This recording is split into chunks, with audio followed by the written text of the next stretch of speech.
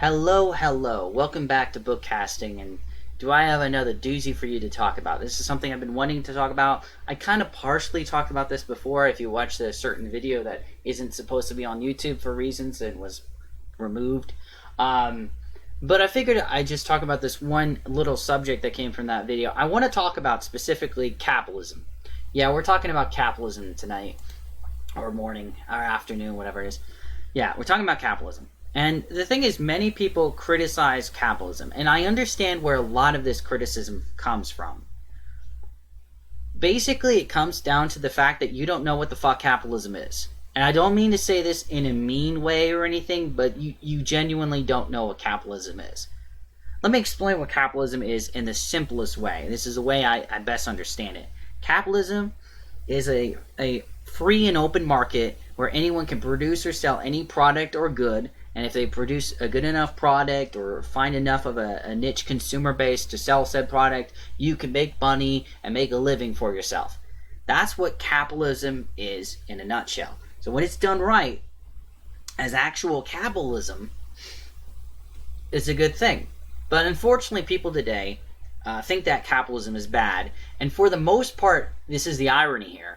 For the most part, capitalism is often blamed for things that's far more socialist, fascist, and communist than it is actually capitalism. I'm not joking, I'm serious. Let me give you the perfect example of what I'm talking about. YouTube. When people think about the golden age of YouTube and its inevitable death, as people would probably think of now, they think YouTube died because of capitalism. Oh my gosh, it's because of capitalism, this horrible, the YouTube as we know it died, and the internet died. It's not this free place like it used to be anymore. But here's the thing, you got it all upside down, or flip side the wrong way, I should say. The internet didn't die because of capitalism. The internet died because of something far more communist and socialist and, again, fascist than capitalist. And here's what I mean by this. The golden age of the internet, like the early 2000s to, like, let's say 16 for the sake of argument. I know people can argue about 14 to 16 or somewhere in there. Somewhere around there is kind of where people signify the end of the golden age. Regardless of where you signify the end of the internet's golden age death, that early age of the internet was actual fucking capitalism in the truest sense of the word. It was a free and open market where you could produce and sell any product or good. The only difference was, instead of products and good, it was what you call it, content, and instead of consumer basis, it was audiences. But otherwise, it was the same damn dynamic. It was genuine fucking capitalism. The proof that capitalism in of itself actually works. But what happened? Well, it got monopolized.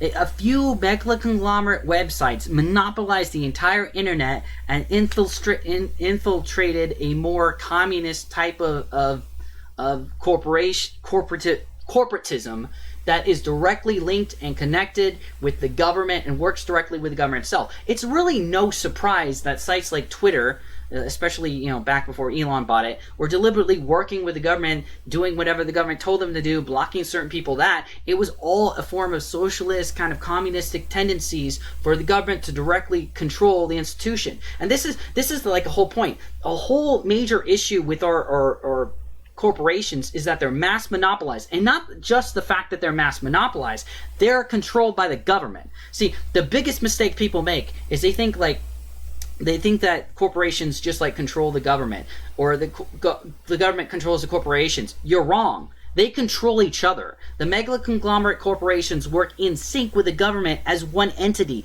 They work as an institution completely founded and controlled by the government, using a form of legalized monopolization or mass monopolization. See, what happens is this. I'll use Disney as a perfect example. Let's say the government goes to Disney and says, "Yo, Disney, you monopolize so-and-so corporation type thingamajig, and we'll let you, we'll let you get away with it without any pushback whatsoever, as long as you publish and say and do the things that we want you to say and do." And Disney will totally be on board with this because they get to monopolize any institution they want without anyone getting in their way. Because the government will make sure they'll get through without any problems. This has been the consistent issue that's been going on. So what we're seeing is something that's far more communist and socialist, where the government's directly controlling the corporations and giving the disillusionment that these corporations are still independent, which they're not. They're directly owned by the government. And this isn't anything new. This has been going on for years. Look back at the Telecommunications Act. The Telecommunications Act was the mass monopolization of pretty much like all of music/radio. So that only a few radio sites were, radio companies, whatever you want to call it, were all controlled by the same sorts of people that work directly in league with the government. And why do you think when there's an economic crisis, you have these companies that are given buyouts by the government?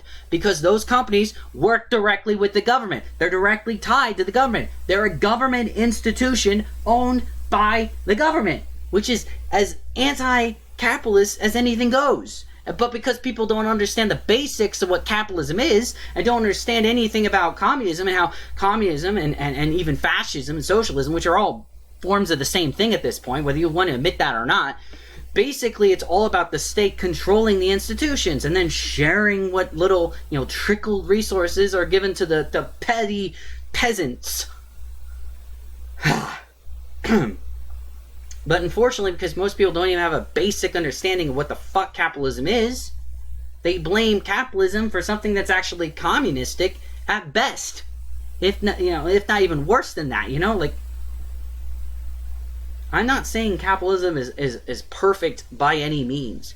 I'm just sick and tired of something that isn't in any way inherently capitalist being called capitalist because most people don't have a basic enough understanding of what the fuck capitalism even is. So yeah, if you're confused with what capitalism is, look at what the internet used to be and look at what it is now. Because the internet, what it used to be, back before the mass centralized conglomerations monopolized the entire internet for their, the advantage of government control, what we had before was actual fucking capitalism, which actually can still work, even now. If we can just get these grubby, mass monopolized corporate government entities to back off and break down as they ought to be, honestly. Because monopolies are the main issue. That's the thing that needs to be limited. That and lobbying, because the corporations can get direct access to the government through lobbying and yada, yada, yada. And that gets into other political topics, which I don't want to get into.